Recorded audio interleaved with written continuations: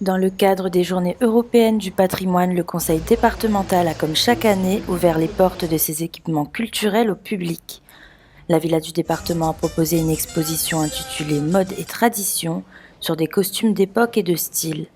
Au programme visites, animations, projections de films sur les costumes et les danses traditionnelles, mais aussi rencontres et échanges sur les modes et traditions avec Bernadette Ladoge, figure artistique locale qui a mis en scène sa collection privée de costumes d'époque. Alors dans cette collection, ce sont que des costumes d'époque. C'est-à-dire que ça va de 1880 à 1980, en gros. On commence par l'actuel, à l'entrée, et puis au fur et à mesure qu'on va passer, on va remonter. Là, vous avez les années 70 avec les hippies.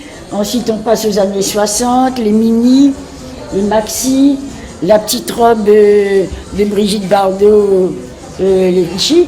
Et au fur et à mesure, on passe dans les années 50, les années 40, et les années 30, les années 20. Et les dernières, ce sont celles-là, c'est-à-dire les plus anciennes, qui datent de 1880.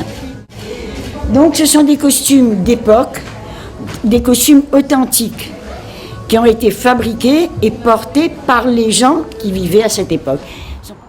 La bibliothèque départementale de La Réunion a proposé une exposition de 21 photographies tirées du livre « 60 solutions face au changement climatique ».